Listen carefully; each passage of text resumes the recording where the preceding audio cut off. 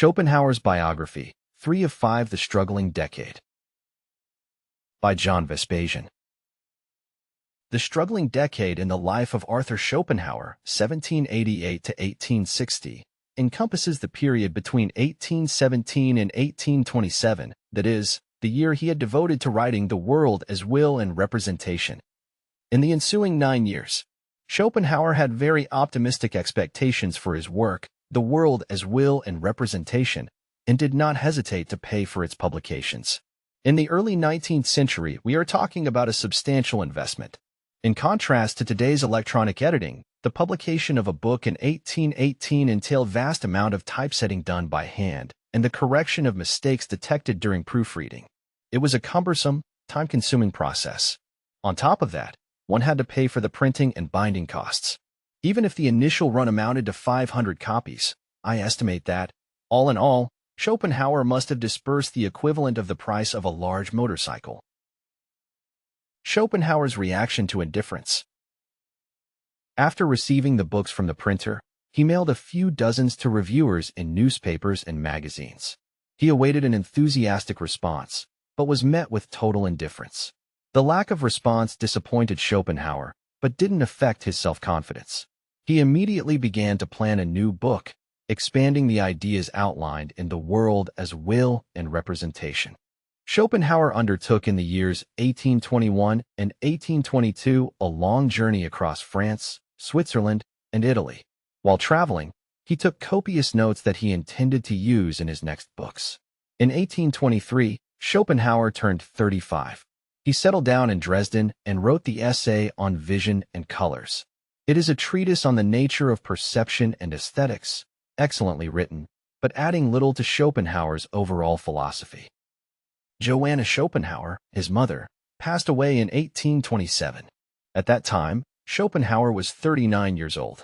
He inherited most of her possessions. The copyrights on her romantic novels were not worth much, but her shares in the import-export firm in Danzig, the firm in which Heinrich Floris Schopenhauer had been a partner, threw out a sizable dividends. Schopenhauer's prudence and foresight. In today's currency, I estimate those dividends to amount to US 35.000, that is, around US 3.000 per month. For the rest of his life, Schopenhauer would live on those dividends primarily. The revenue from his books, lectures, and other activities remained negligible. Schopenhauer welcomed the inheritance, but did not modify his lifestyle one iota. He continued to lead a sober, efficient, and low-cost life.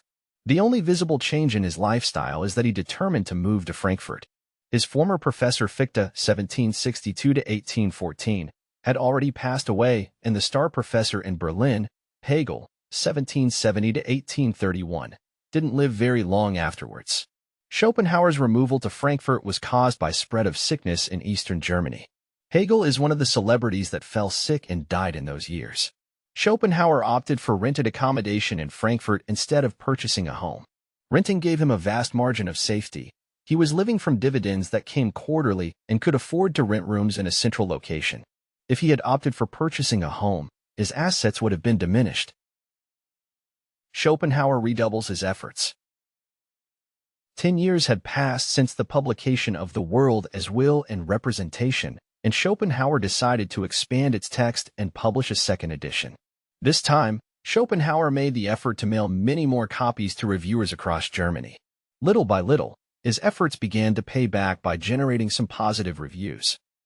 In 1829, the University of Berlin invited Schopenhauer to give a lecture series about his philosophy. Schopenhauer was 41 at that time.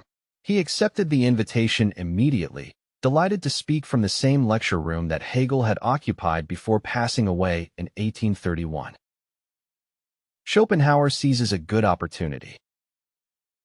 The lectures in Berlin marked a turning point in the career of Schopenhauer.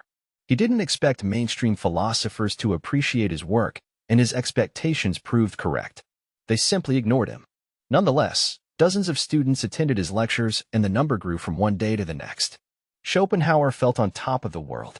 The meager earnings from his books didn't undermine his self-confidence.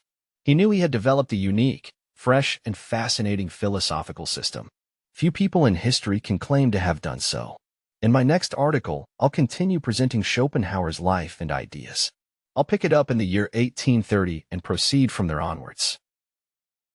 If you are interested in putting rational ideas into practice to address today's problems, I recommend you my book titled Asymmetry: The Shortcut to Success When Success Seems Impossible. For more information, go to johnvespasian.com.